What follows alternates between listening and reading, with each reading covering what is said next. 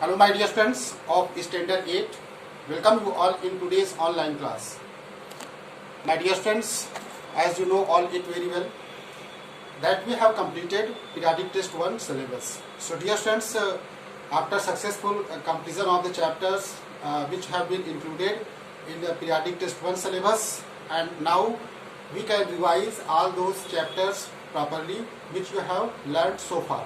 So dear friends, after completion of that chapter, let us to move towards the term 1 chapters. Okay, so the chapters which have been included in term 1 syllabus, let us understand all those chapters which have been included in term 1. So dear friends, if you go in term 1, so let us understand in brief about the term 1 syllabus. So term 1 syllabus includes the 5 chapters. Total number of chapters will be there 5. Okay, and chapter 4 materials, metals and non-metals. The chapters 4, the materials, metal and non-metal. The chapter this chapter will be started today, and we will initiate this chapter today. So this chapter is also part of term 1 syllabus. So dear friends, chapter number 7, cell structure and functions. Chapter number 6, combustion and flame. Chapter number 11, force and pressure.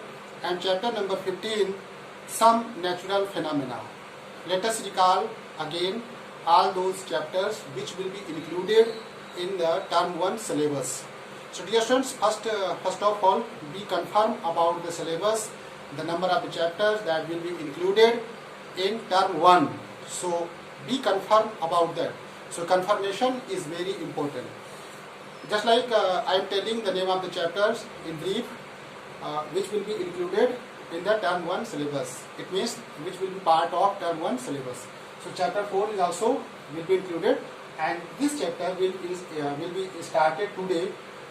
In this video, we will introduce. We are going to introduce the chapter 4. Okay. So chapter 4, also chapter 7, chapter 6, chapter 11 and chapter 15. So this is the general information regarding the syllabus. So dear friends, I hope all of you have understood the syllabus and criteria. So there is no any doubt in your mind. Now dear friends, as you know, I have mentioned this chapter is also included in your term 1 syllabus. The chapter 4, materials, metals and non-metals. This is also a particular chapter, and this chapter also will be the part of your periodic test, term 1 syllabus.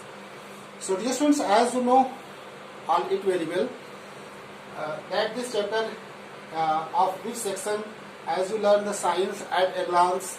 So as you know that science, there is only one book which is available for you. So you have to confirm about the chapters.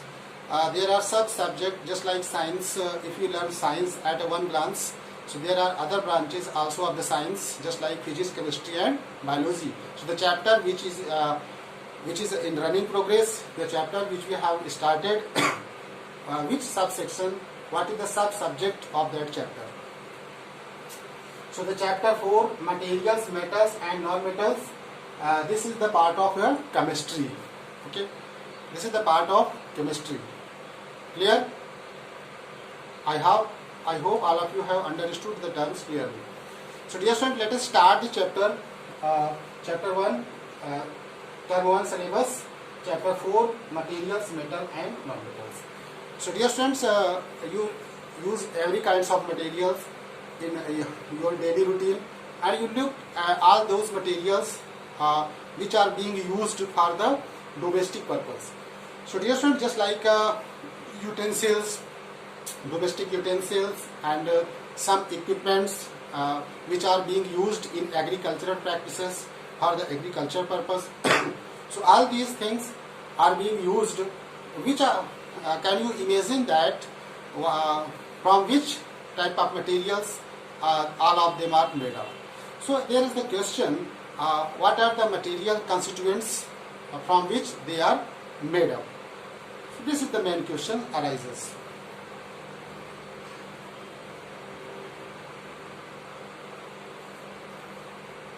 So dear students, let us understand. There is a questions, and I hope everyone should think about that. The material, the different types of the materials which you use in different aspects. So from which all these materials are made up of. This is the main question. So the materials, the equipments, the things which you use are different practice are made up of the metals. Generally, all these are made up of metals. So dear students, the question will be this. Okay. So you can imagine that, you can think that what is a metal. This first of the question will arise. Dear students, in my previous classes you have learnt about the matter. Dear students, matter already you know, just like matter. Matter is made up of matter which occupies space and has its mass is just called as the matter. So dear students, matter exists in three states, and these states are known to you, just like solid state, liquid state and gaseous state. So matter exists in mainly three states: solid, liquid and gaseous state. So let us understand the other things regarding that, which we have to know. So totally we have to concentrate on the materials, metals and non-metals. हम लोग को यहाँ पे concentrate होना है metals and non-metals. तो जो matter हमारा एग्जिस्ट करता है वो थ्री स्टेट्स में एग्जिस्ट करता है: solid state, liquid state and gaseous state. तो ये जो मैटर बना किससे होता है, मेन इंपॉर्टेंट क्वेश्चन है। Matter exist in three states and made up of only atoms, molecules or ions. All of these are the compositions, constituents from which matter are made up. So matter is made up of what is the smallest unit of the matter. So just like the atom. Atom, the smallest particle of an element is called atom. So here is a new word which we are going to describe. Element is also here. Element, इसको हिंदी में तत्व कहते हैं, ये element. तो element क्या होता है students? Elements are the purest. Element जो हमारा होता है ये प्योर होता है, ठीक है, pure form of any substance. So an element is a substance which is made up of only one kind of atoms. आप इसको प्योर सब्सटेंस भी कह सकते हो। एलिमेंट जो होता है हमारा, element is a substance which is made up of only one kind of atoms. इसका मतलब है कि ये प्योरेस्ट फॉर्म है, ये एक ही प्रकार के एटम से मिलकर बना हुआ है, और हम इसको इस डेफिनेशन से समझ सकते हैं कि ये एक ही प्रकार के एटम से मिलकर बना हुआ है, तो इसको हम लोग किसी केमिकल प्रोसेस से सेपरेट नहीं कर सकते। जैसे यहाँ पे डेफिनेशन देखिए, एलिमेंट की ही डेफिनेशन है: a substance which can not be broken down into two or more simpler substances. Two व मोर सिंपलर सब्सटेंसेस में उसको हम ब्रोकन नहीं कर सकते, ब्रोक डाउन नहीं कर सकते, ब्रेक डाउन नहीं हो सकता। किससे? By using chemical reaction. Just like by applying heat, या हीट अप्लाई करें तो वो सिंपलर सब्सटेंसेस में चेंज कन्वर्ट ना हो।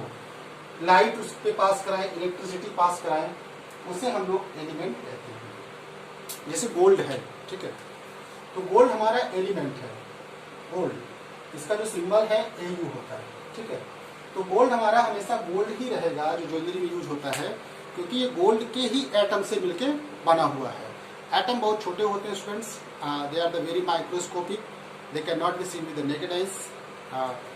एटम को एटॉमिक थ्योरी पढ़ने के लिए हायर क्लासेस में आप पढ़ोगे एटॉमिक स्ट्रक्चर, तो वहाँ पे एटम के डिफरेंट स्ट्रक्चर पढ़ोगे, जैसे Rutherford models, Thompson model, J Thomson model. There are also various models which have been included in the higher classes. But in this, no, this is the very building blocks, just like for the cell structures. अगर आप cell के बारे में पढ़े होंगे, body का जो basic unit होती है, उसी तरह एटम्स किसी भी सब्सटेंस का सबसे मेन बिल्डिंग ब्लॉक्स होता है. तो which is made up of one kind of atoms. And elements का डेफिनेशन मैंने बताया कि इसको सिंपल सब्सटेंस में नहीं तोड़ सकते. एग्जांपल ले रहा हूँ गोल्ड का, तो गोल्ड के ही एटम से मिलकर बना होगा. और डिफरेंट जो एलिमेंट होते हैं उनके एटम भी डिफरेंट होते हैं, लेकिन जो एक एलिमेंट होगा वो सेम काइंड्स ऑफ एलिमेंट्स के ही एटम को, उसमें एक ही प्रकार के एटम्स प्रेजेंट होंगे. ये तो बात हुई है आप डियर स्टूडेंट्स आपके जनरल इंट्रोडक्शन में की है. तो अब हम अगर बात करें स्टूडेंट्स कि जो हमारा मैटर होता है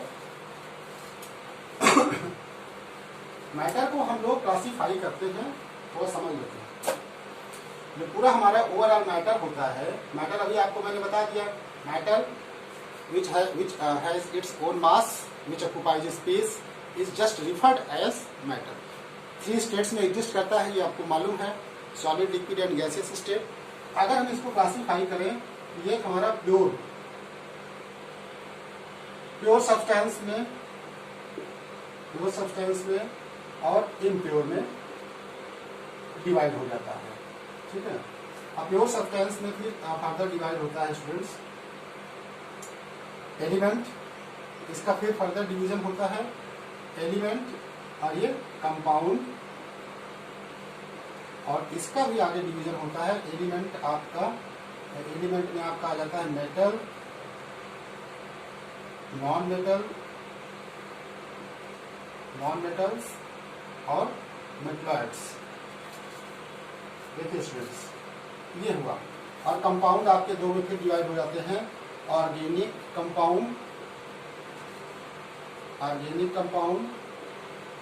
और ये आपका इनऑर्गेनिक कंपाउंड। जानना ये भी जरूरी है, सारा कुछ इसको भी जानना जरूरी होता है स्टूडेंट्स, इसको भी जान लीजिए।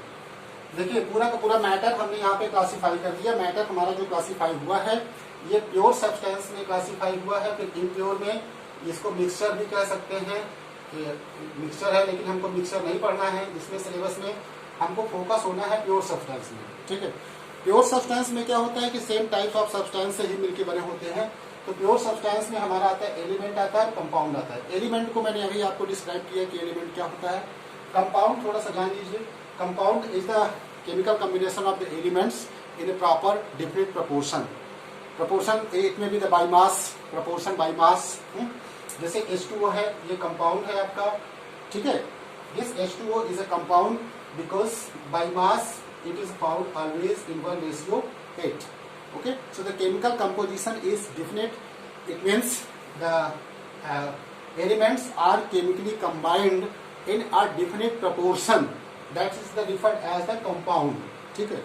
कंपाउंड आपके फिर आपके ऑर्गेनिक और इनऑर्गेनिक कंपाउंड होते हैं। Organic it means the carbon containing compounds, inorganic that is the absence of the carbon.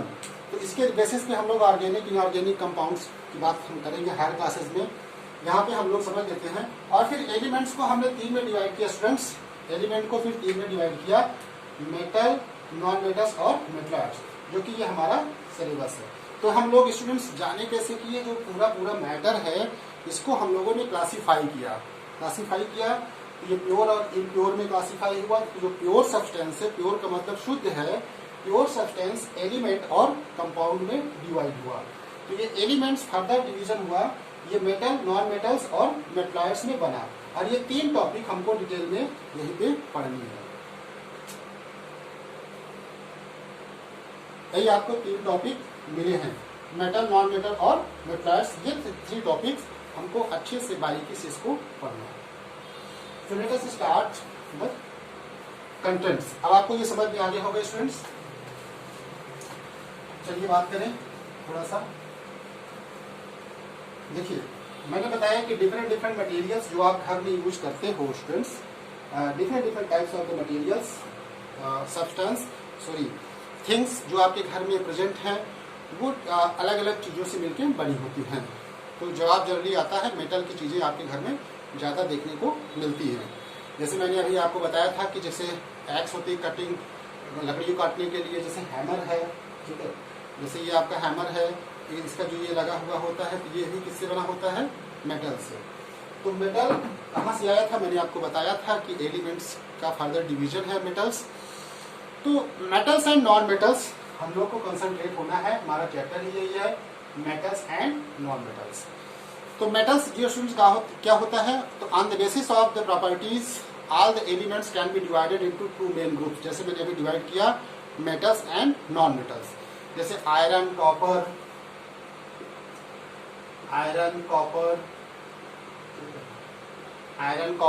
Zinc, बहुत सारे हैं। जैसे आयरन हो गया, copper, aluminium, iron, copper, aluminium, all these are the known example of metals. इसकी ज्यादातर चीजें आपको देखने को मिलती हैं। और आपको जैसे मान लीजिए कार्बन आ गया, ठीक है, carbon oxygen, carbon oxygen carbon oxygen and sulphur, carbon oxygen and sulphur, ये आपके नॉन मेटल्स में आएंगे। अब आप कहोगे सर किस बेसिस पे आप इसको बता दे रहे हो? आयरन और कॉपर, एल्युमिनियम और ये सब मेटल्स हैं, ठीक है, दीज आर द मेटल्स। लेकिन ये कार्बन, ऑक्सीजन और सल्फर ये सब आपके नॉन मेटल्स हैं। तो डियर फ्रेंड्स, इसको हम लोग क्लासीफाई दो तरीके से कर सकते हैं। एक तो इसकी फिजिकल और केमिकल प्रॉपर्टीज के बेसिस पे, और दूसरा एक इलेक्ट्रॉनिक कॉन्सेप्ट के बेसिस पे हम लोग भी क्लासीफाई कर सकते हैं। जनरली जितने मेटल्स होते हैं वो इलेक्ट्रॉन डोनर होते हैं। अगर 1, 2, 3 इलेक्ट्रॉन डोनेट करते हैं तो वो मेटल कहलाते हैं। और जो 1, 2, 3 electrons near about 1 electron, 2 electron या 3 इलेक्ट्रॉन एक्सेप्ट करे, तो एक्सेप्ट करेगा तो वो आपका नॉन मेटल्स कहलाएगा। तो 1, 2, 3 इलेक्ट्रॉन अगर डोनर होगा तो हमारा मेटल कहलाएगा। तो ये तो बात हुई इलेक्ट्रॉनिक थ्योरी, को भी बताऊंगा। लेकिन यहाँ पे हम लोग देखेंगे मेन जो है फिजिकल और केमिकल प्रॉपर्टीज की बेसिस पे और कैरेक्टरिस्टिक्स की बेसिस पे। तो मेटल्स और नॉन मेटल कुछ कैरेक्टरिस्टिक्स शो करते हैं, उस बेसिस पे हम उनको क्लासीफाई कर सकते हैं मेटल्स और नॉन मेटल्स में। तो कैरेक्टरिस्टिक्स का मतलब है properties. Characteristics of metals, characteristics of metals. अब हम मेटल्स की कैरेक्टरिस्टिक्स देखें तो जनरली मेटल्स क्या होते हैं? मैलिएबल होते हैं। इनकी प्रॉपर्टी देखिए, मैलिएबल है। Metals are generally malleable. Malleable अभी बताऊंगा क्या होता है। Malleables, metals are malleable and ductile भी होते हैं। Ductiles elements, good conductor of heat and electricity. Good conductor of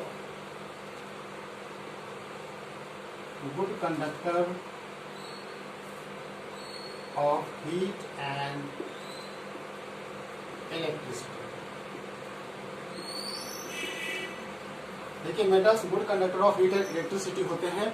non metals हमारे bad conductor, poor conductor of heat and electricity होते हैं। तो जनरली ये देखो मैलिएबल्स, मैलिएबल का मतलब है स्टूडेंट्स और ये डक्टाइल और कंडक्टिविटी, और ये good conductor of electricity, good conductor of heat and electricity. Generally जो मेटल होते हैं ये सारी प्रॉपर्टी शो करते हैं। लेकिन जो नॉन मेटल्स होते हैं ये सभी प्रॉपर्टी शो नहीं करते हैं। कि आखिर स्पेशल प्रॉपर्टी कौन सी है जिसको मेटल शो करता है लेकिन नॉन मेटल शो नहीं करता। मैलिएबल का मतलब है स्टूडेंट्स कि अगर हम हैमर से अटैक करें मेटल को तो वो थिन शीट में कन्वर्ट हो जाए, मैलिएबल। ओके, सो मैलिएबल प्रॉपर्टी जो होती है कि अगर हम उसको हैमर से अटैक कराएं तो वो तुरंत स्प्रेड हो जाए और थिन शीट में कन्वर्ट हो जाए। डक्टाइल आप देखोगे, डक्टाइल मतलब इसको आप मेटल्स को बीट करके, टेंसाइल करके उसको थिन वायर में कन्वर्ट किया जा सके। So this is the property of making of wire. तो इससे क्या होता है कि हम लोग वायर बना सकते हैं, जैसे ऐसे आप वायर बना सकते हो। तो ये वायर में जो पतली वायर बनाने में जो प्रॉपर्टीज होती है मेटल्स की, that is called the ductile. Okay, good conductor of electricity, मैंने अभी बताया जितने मेटल्स होते हैं वो गुड कंडक्टर ऑफ इलेक्ट्रिसिटी होते हैं। लेकिन नॉन मेटल्स में एक्सेप्शनल केस भी है, जैसे ग्रेफाइट है, डायमंड का form of graphite which also is a good conductor of electricity as it is a non metals, लेकिन फिर भी इलेक्ट्रिसिटी का कंडक्शन करता है। तो कुछ एक्सेप्शनल केस भी होते हैं अपवाद स्वरूप, उसको भी आपको स्पेशल केस याद रखना पड़ेगा। तो ये आपको मैलिएबिलिटी समझ में आया स्टूडेंट्स?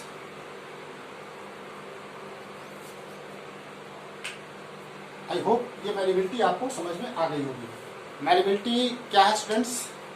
सीधा सीधा बात करें कि the property which allows the metal to be hammered into thin sheet, मतलब पीट करके हैमर से, अगर हम हैमर से पीटे उस पर अटैक कराएं तो वो थिन शीट में कन्वर्ट हो जाए, थिन शीट में। जैसे मान लो ये भी है, इसीलिए गोल्ड स्मिथ क्या करता है स्टूडेंट्स कि उसको अटैक करके थिन शीट में कन्वर्ट करके डिफरेंट शेप में बना लेता है।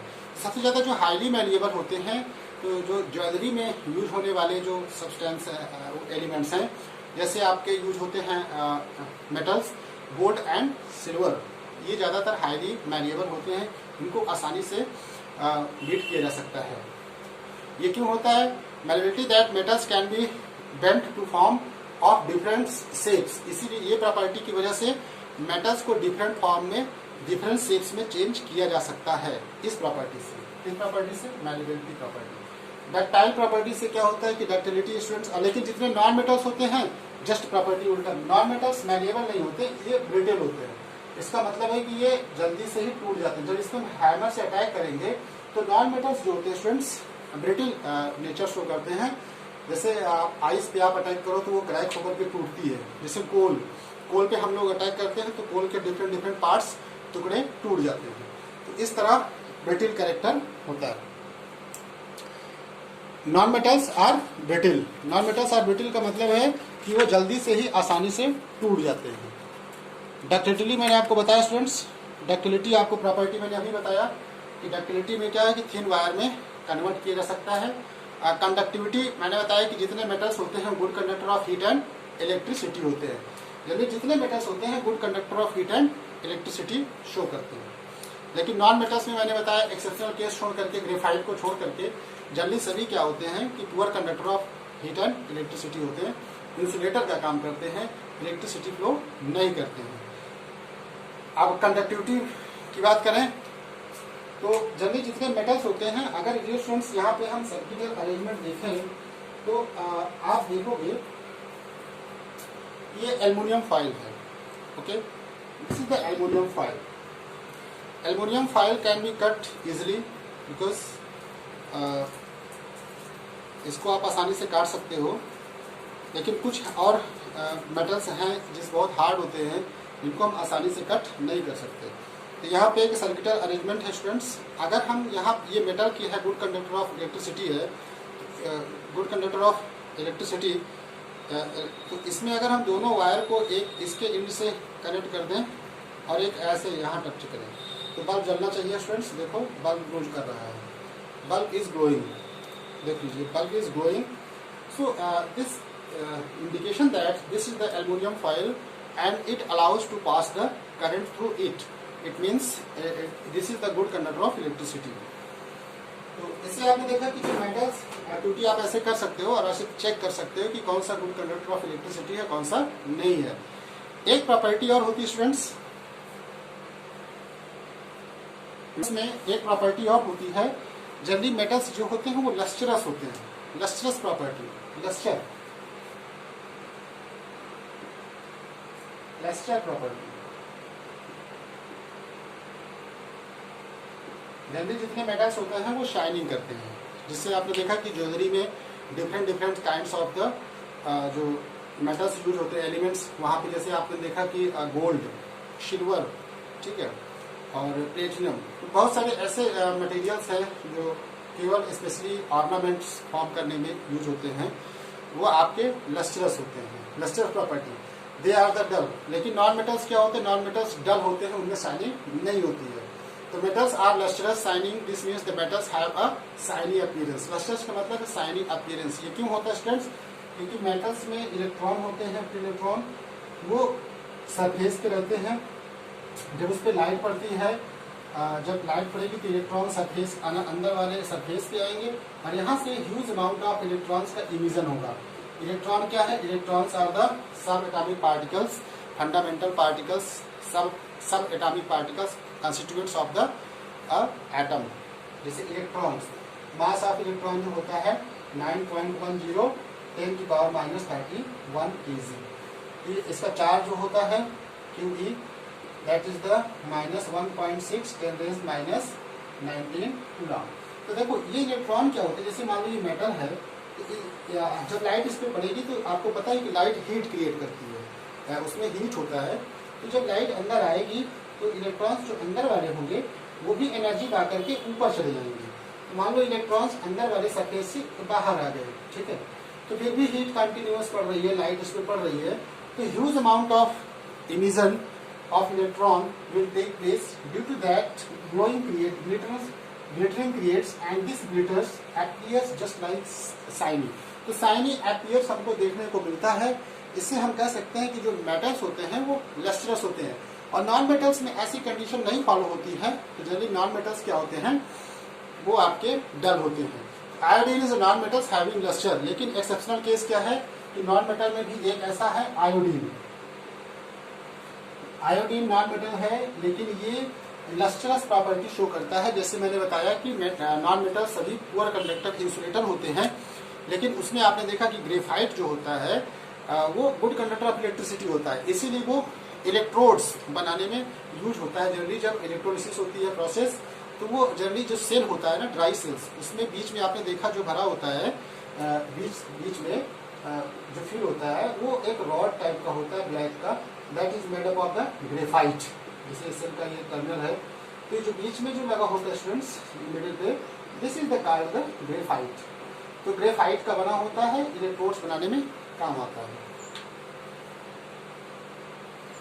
आप यहाँ पे जनरल प्रॉपर्टी देखा, लस्टरस होते हैं. नॉन मेटल्स लस्टरस नहीं होते हैं क्योंकि उनमें कुछ surface shining surface that like of metal. Exceptional case मैंने बता दिया. स्ट्रेंथ की बात करें तो जनरली मेटल्स आपके क्या होते हैं, इनकी स्ट्रेंथ बहुत अच्छी होती है, बहुत हाईली पावर स्ट्रेंथ होता है. इसलिए ये bridge constructions, highly bridge making, other चीज़ों में यूज किया जा सकता है इसका. तो स्ट्रेंथ की बात करें तो जैसे आपने ब्रिज में जनरली देखा, जो ब्रिज फॉर्मेशन में मेटल्स ही यूज होते हैं.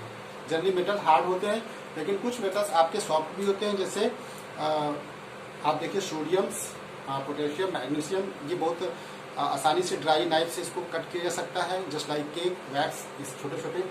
तो आप सोनरस प्रॉपर्टी भी होती है एक सोनरस. सोनरस मतलब रिंगिंग साउंड. जब मेटल्स पे स्ट्राइक क्रिएट होता है तो मेटल्स रिंगिंग साउंड क्रिएट करते हैं. और हार्डनेस तो मैंने आपको बता दिया कि हार्ड की बात करें तो जनरली मेटल हार्ड होते हैं, लेकिन कुछ एक्सेप्शनल केस भी हैं. जैसे आपको बताया मैंने अभी, सोडियम, पोटेशियम और कुछ लिक्विड स्टेट में भी होते हैं. Okay, sodium and potassium metal are soft and can be easily cut with a knife. Okay, most of the solid non metals are quite soft. जितने भी सॉलिड मेटल्स हैं वो क्वाइट सॉफ्ट हैं. Most of the non metals can be cut easily. और non metals जल्दी जितने hard होते हैं वो सॉलिड, वो सॉफ्ट होते हैं. तो ये तो सारी प्रॉपर्टी आपकी रही. तो आप डियर स्टूडेंट्स, जितनी प्रॉपर्टी हमने डिस्कस किया, ये सभी की सभी इसमें आएंगे, physical property of metals, non metals में आएंगे. तो इस बेसिस पे हम कह सकते हैं कि मेटल्स, नॉन मेटल्स को हम लोग क्लासीफाई कर सकते हैं. और इलेक्ट्रॉनिक थ्योरी मैं नेक्स्ट क्लास में बताऊंगा कि मेटल, नॉन मेटल को कैसे इलेक्ट्रॉन बेसिस पे हम क्लासीफाई करें, मेटल्स और नॉन मेटल्स की. तो उसको हम लोग नेक्स्ट क्लास में डिस्कस करेंगे. I hope students, all of you have understood the introductions chapter. Today this is the first day of the chapter on which we have initiated. I have started the chapter. I hope all of you have understood the terms clearly. Thank you students for watching this video and getting more knowledge. Thank you.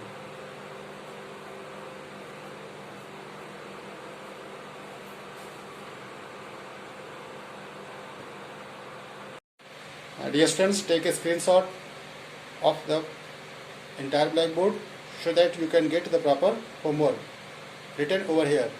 So dear students, you have to just take a screenshot so that you can get the questions to whom you can deliver the answer.